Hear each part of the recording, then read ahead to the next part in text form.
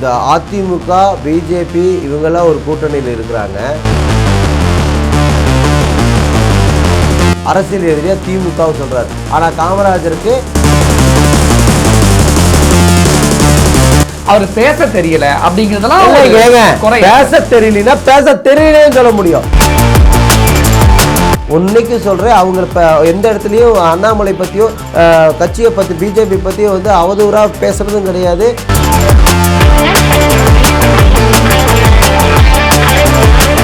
காமராஜர் ஐயாவை பத்தி பேசும்போது எதிர்ப்பு தெரிவிக்கிற உனக்கு அரசியலும் தெரியல, எதுக்கு உனக்கு கட்சி?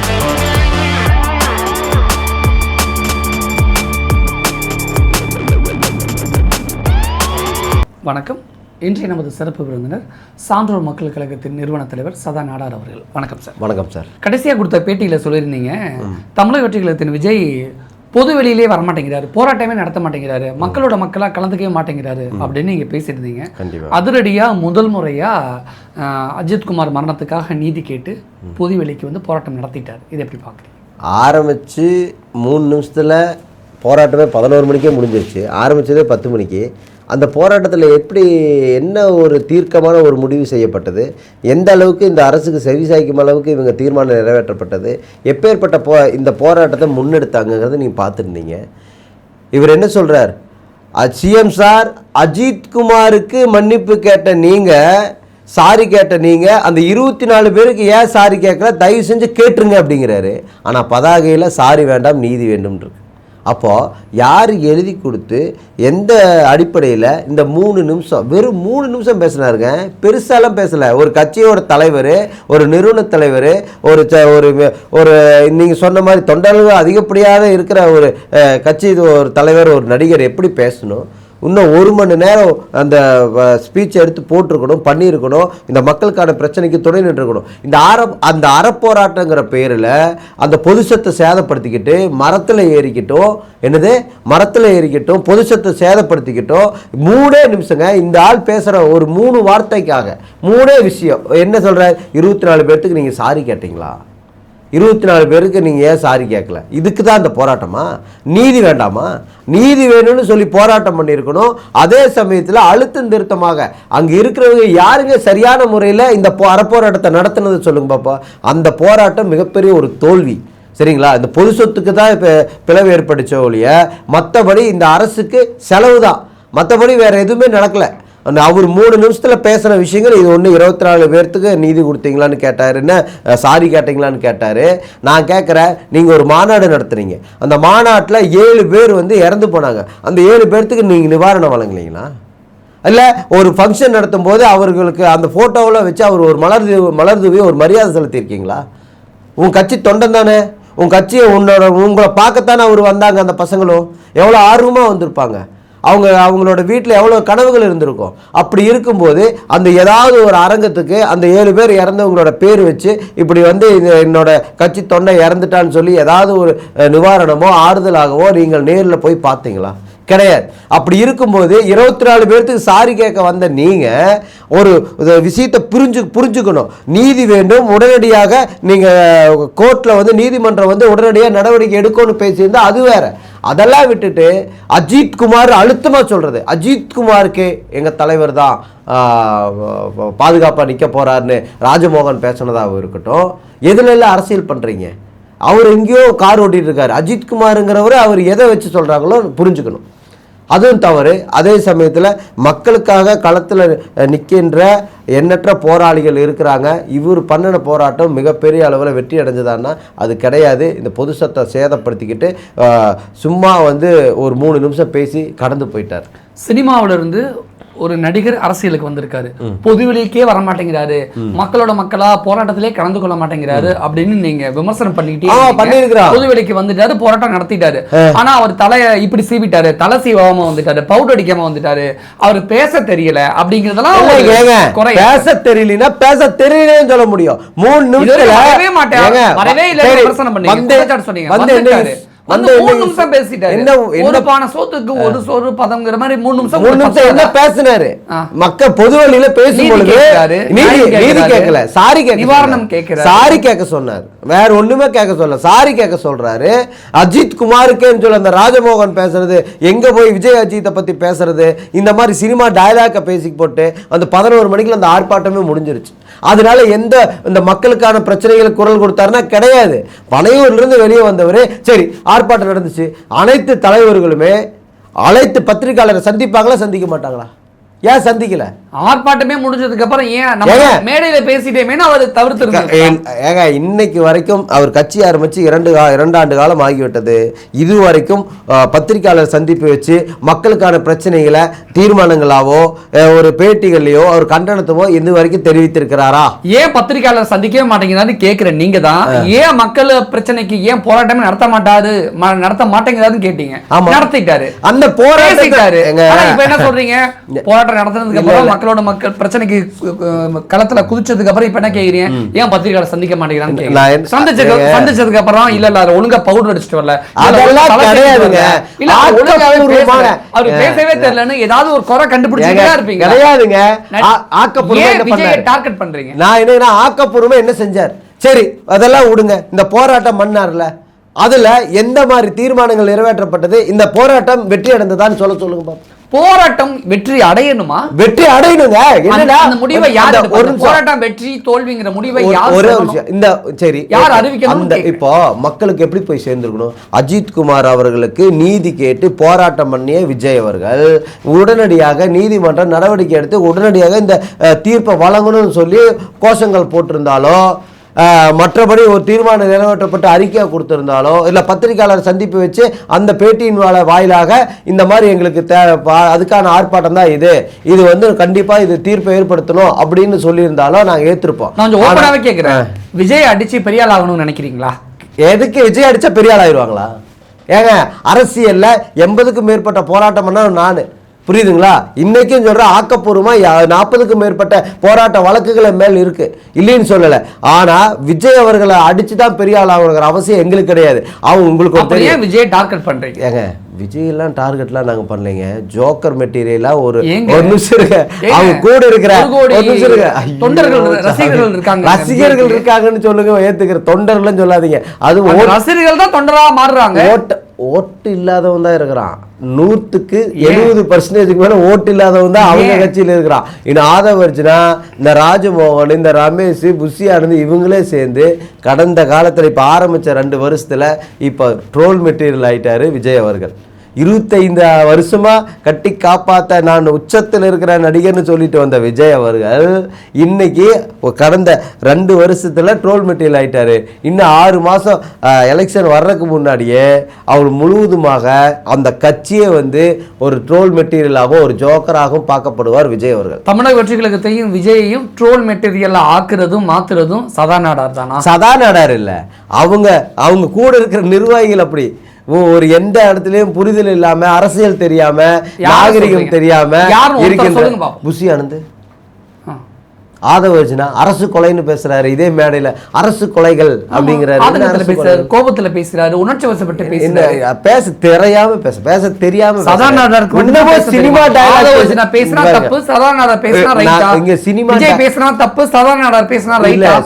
நான் என்ன கேக்குறேன்னா, நான் பேசினா தப்புன்னு சொல்லாதீங்க. நான் என்ன சொல்றேன்னா, ஆதவர்ஜுனா பேசுனது எந்த விதத்தில் நியாயப்படுது? அரசு கொலைகள் உன்ன சினிமா அரச பயங்கரவாதம் சொல்றாரு, அதுதான் அரசு கொலைகள் சொல்றாரு. கேளுங்க, ஆதவர்ஜுனா பேசுறது இல்லை, அரசியலும் தெரியாம புரிதலும் இல்லாம கேனத்தனமா சினிமா டயலாக் பேசிக்கிட்டு, ஒரு நிமிஷம் சினிமா டயலாக் பேசிக்கிட்டு, இந்த வருஷம் 2024 நாங்கள் எங்கள் தலைவர் தான் சிஎம்னு சொல்லிக்கிட்டு இப்படி கை காமிச்சிக்கிட்டு இதெல்லாம் என்னங்க இது?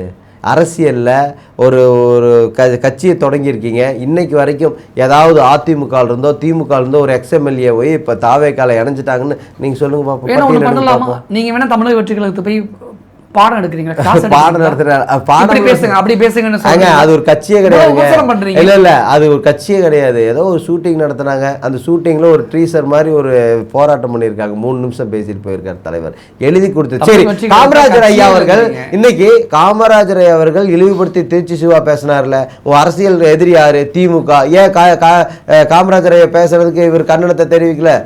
விஜய் அவர்கள் கண்டனத்தை தெரிவிச்சிருக்கணும்ல, ஏன் தெரிவிக்கல? தனிப்பட்ட விருப்பம்.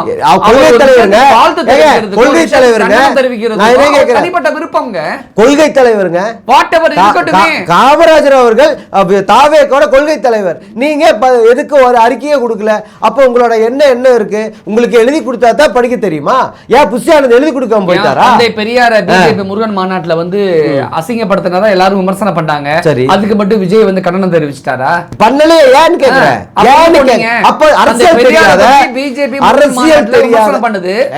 அதிமுக கேள்வி கேட்கலன்னு விஜயும் கேட்கல, விஜயும் பிஜேபிக்கு எதிராக கண்டனம் தெரிவிக்கல. கேள்வி கேட்காத நீங்க காமராஜருக்கு ஏன் விஜய் எதிர்த்து கேள்வி கேட்கலன்னு கேள்வி கேட்கறது எந்த வகையில் நியாயம்? அப்ப சதா நாடாருக்கு ஜாதிய பற்று, ஜாதிய வன்மம் தான் மனசுக்குள்ள இருக்கா? அப்படி கிடையாதுங்க. நீங்க பெரியாரை பத்தி பேசும்போது, உங்க கொள்கை தலைவர் பெரியாரை பத்தி பேசும்போது எதிர்ப்பு தெரிவிக்கல, காமராஜர் ஐயாவை பத்தி பேசும்போது எதிர்ப்பு தெரிவிக்கல. உனக்கு அரசியல் தெரியல, எதுக்கு உனக்கு கட்சி?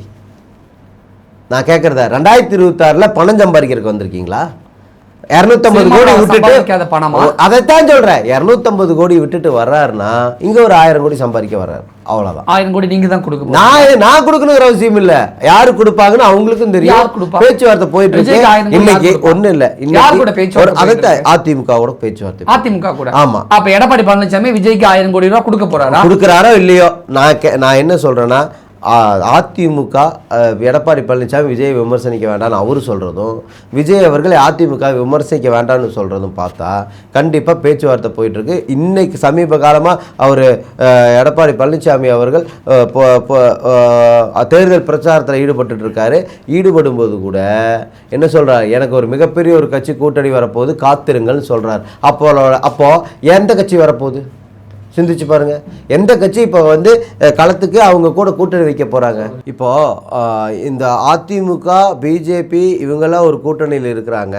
இப்போ வந்து கொள்கை எதிரியா வந்து யாரை சொல்றாரு விஜய் அவர்கள்? பிஜேபி சொல்றார். அரசியல் எதிரியா திமுக சொல்றார். ஆனால் காமராஜருக்கு இப்போ ஒரு இழிவு வரும் பொழுது ஒரு குரல் கொடுக்கல. என்ன காரணம்னு தெரியல. ஏன்னா முழுக்க திமுக என்ன சொல்றாங்க? திமுக தான் எதிரிங்கிறாங்க. அப்படி இருக்கும் பொழுது காமராஜரை பத்தி தவறா பேசும்பொழுது எந்த விதத்திலையும் குரல் கொடுக்க கிடையாது.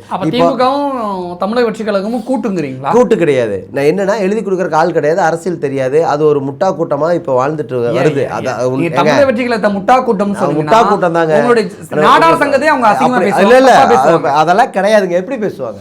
எந்த விதத்துல பேசுவாங்க? இன்னைக்கு காமராஜர் ஐயாவுக்கு குரல் கொடுத்து முட்டா கூட்டங்கிறீங்களோ அந்த விதத்துல தான் நாடார் சங்கம் பேசுவாங்க. இளைய காமராஜர் ஒட்டுமொத்த நாடார் சங்கத்தை இழிவுபடுத்திடுவாங்க. இல்ல நான் என்ன கேட்கிறேன், ஒரு நிமிஷம் சொல்றேன் கேளுங்க. இளைய காமராஜர்னு சொன்ன இந்த விஜய் அவர்கள் காமராஜருக்கு ஒரு பிரச்சனை வரும் பொழுது காமராஜர் ஒரு பெயருக்கு களங்கம் ஏற்படுத்தும் விதமாக திருச்சி சிவா பேசியதற்கு ஏன் கண்டனம் தெரிவிக்கவில்லை? அண்ணா பற்றி பேசும் பொழுதும் தெரியாதுங்க உங்களுக்கு. தந்தை பெரியாரை பற்றி பேசும்போதும் தெரியலங்க. அரசியல் களத்துக்கு வரும் பொழுது என்ன பண்ணிருக்கணும்? அப்போ என்ன ஐடியாவில் இருக்காங்க? அதிமுக தாவேகா கூட்டணி போறதுக்கு ஒரு பிளான் பண்ணிட்டு இருக்காங்கன்னு அர்த்தம். பிஜேபி கூடயும் கூட்டணி போறதுக்கு ஐடியா பண்ணிட்டு இருக்காங்க. இவங்கெல்லாம் ஒரு அணியில் சேர்ந்து திமுகவை எதிர்ப்பதற்காக இந்த கூட்டணி பேச்சுவார்த்தை நடந்திருக்கு. அதில் 1000 கோடியோ 1500 கோடியோ தாவேகாக்கு கண்டிப்பாக பணம் பரிமாறும். அதுல எந்த மாற்றம் கிடையாது. தாவேகாவுக்கு 1500 கோடி யார் கொடுக்கும்? அதிமுக கொடுக்கலாம், பிஜேபி கொடுக்கலாம், யார் வேணா கொடுக்கலாம். அப்ப தன்னுடைய அரசியல் எதிரிய நண்பனாக்க போகிறாரா விஜய்? பிஜேபி ஆக்கிடுவார். ஏன்னா சொல்லிக் கொடுக்குறது அப்படிப்பட்ட ஆட்கள் கூட இருக்காங்க. நீங்கள் வேணால் ஒன்று கொள்கை எதிரியே பிஜேபின்னு சொல்லி பேசுகிறீங்க, ஆனால் எதுக்கு வேலை? ஒன்றைக்கு சொல்கிறேன், அவங்க இப்போ எந்த இடத்துலையும் அண்ணாமலை பற்றியோ கட்சியை பற்றி பிஜேபி பற்றியோ வந்து அவதூறாக பேசுகிறதும் கிடையாது, இல்லை குற்றச்சாட்டு வச்சது. ஒரே விஷயம், ஊழல் ஆட்சி திமுக, ஊழல் ஆட்சி திமுகன்னு பேசுகிறீங்க. அப்படி இருக்கும் பொழுது முழுக்க நீங்கள் அந்த தாவேக வந்து அதிமுக பிஜேபி இருக்கிற கூட்டணியில் தஞ்சம் அடையிறதுக்கான வேலைகளை ஏற்படுத்திட்டு இருக்காங்க. அதிமுக எடப்பாடி பழனிசாமி பேச்சுவார்த்தை போயிட்டுருக்கு, அதற்கான வேலைகள் போயிட்டுருக்கு. வேறு எதுவும் கிடையாது. இதில் 2000 கோடி சம்பாதிக்கிறதுக்கான வேலைகளை விஜய் அவர்கள் சிறப்பான முறையில் காய் நகர்த்தி போயிட்டுருக்காங்கிறது வேணால் எனக்கு தெரியுது. ஒரு படத்துக்கு 200 கோடி 250 கோடி சம்பளமான விஜய் ஃபர்ஸ்ட் அதிமுக கிட்ட இருந்து 1000 கோடி வாங்க போறாரு நீங்க, அடுத்து பிஜேபி கிட்ட இருந்து 1500 கோடி வாங்க போறாரு நீங்க, இப்ப 2000 கோடி வாங்க போறாருங்கிறீங்க. வாங்குவாரு. உண்மை நான் என்ன 1000 கோடி 1500 2000 கோடியோ அவர் பேரம் பேசிட்டு இருக்காங்க. பேரம் பேசி ஒரு ஃபைனல் ரேட் வரட்டும். ஃபைனல் ரேட் வந்ததுக்கு அப்புறம் தெரியும். இன்னைக்கு பேச ஆரம்பிச்சிட்டாங்க. தாவேகா பத்தி அதிமுக நிர்வாகி யாரும் விமர்சனம் பண்ண வேண்டாம்னு எடப்பாடி பழனிசாமி சொல்றாரு. அதே சமயத்தில் இங்க விஜய் அவர்கள் நீங்க எடப்பாடி பழனிசாமி நம்ம கட்சி நிர்வாகி யாரும் விமர்சனம் பண்ண வேண்டாம்னு சொல்றாங்க. அப்போ என்ன ஐடியாவில் இருக்காங்க? தாவேகா, அதிமுக, பிஜேபி இவங்கெல்லாம் ஒரு கூட்டணி போறதுக்கான வேலைகளை செஞ்சுட்டு இருக்காங்க.